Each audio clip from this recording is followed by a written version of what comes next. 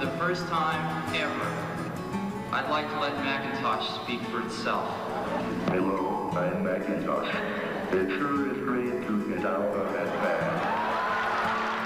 We think a lot of them are going to get into the home, but we like to say they're going to get there through the garage door. People are going to bring them home over the weekend to work on something. Sunday morning, they're not going to be able to get their kids away from them, and maybe someday they'll even buy a second one to leave at home.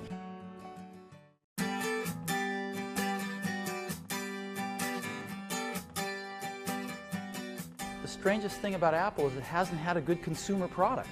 Here's one of the best consumer brands in the world, and they haven't had a compelling product under $2,000. And the one we introduced today, the iMac, is incredibly sweet. So I think it's going to make a big difference.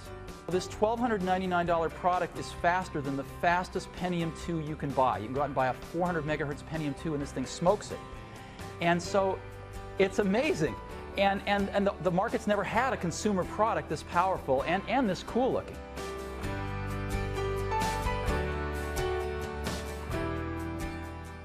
What is iPod? iPod is an MP3 music player, has CD quality music, and it plays all of the popular open formats of digital music. But the biggest thing about iPod is it holds 1,000 songs. Now this is a quantum leap because for most people it's their entire music library. This is huge. The coolest thing about iPod is that your entire music library fits in your pocket.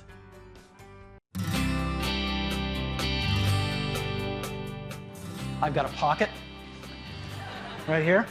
Now this pocket's been the one that your iPod's gone in, traditionally.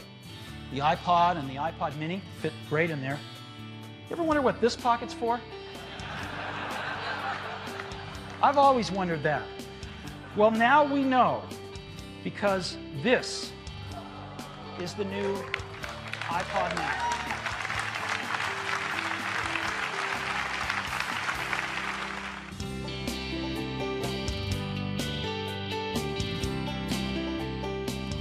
Today, Apple is going to reinvent the phone.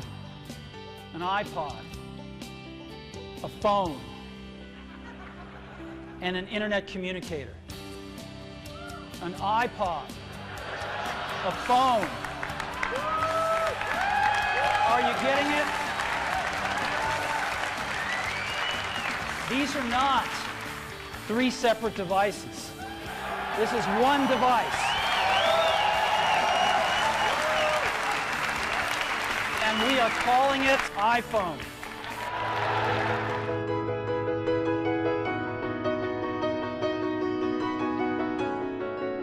And the question has arisen lately, is there room for a third category of device in the middle?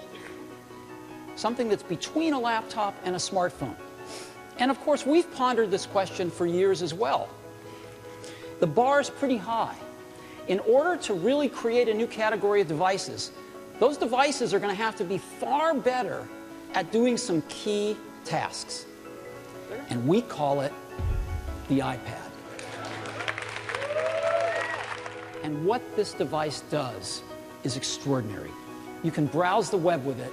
It is the best browsing experience you've ever had. It's phenomenal to see a whole web page right in front of you and you can manipulate with your fingers. It's unbelievably great.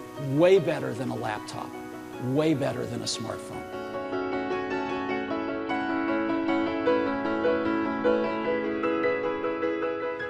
For 2010, we're going to take the biggest leap since the original iPhone. And so today we're introducing iPhone 4, the 4th generation iPhone.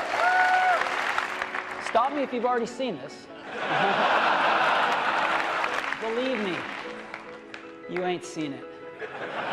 You've got to see this thing in person. It is one of the most beautiful designs you've ever seen. Hey, Johnny.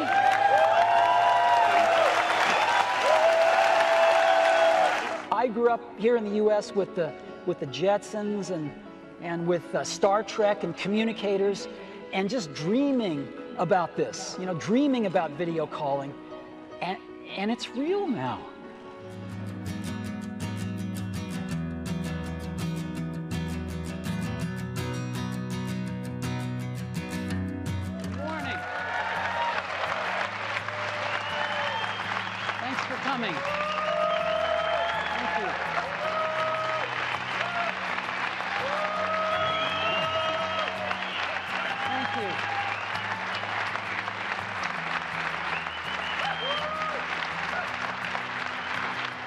You're going to introduce today iPad 2, the second generation iPad.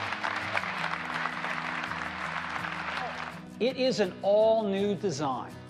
It is not a tweaked design. It's not got marginal improvements. It's a completely new design.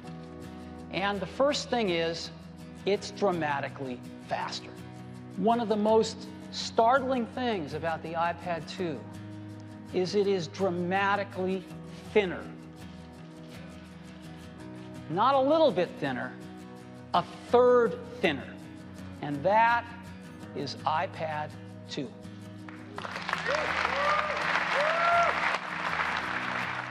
As always, I'd also like to thank everyone's families, because they support us and let us do what we love to do. So thank you very much to our extended families out there who make it possible for us to work our tails off making these great products for you.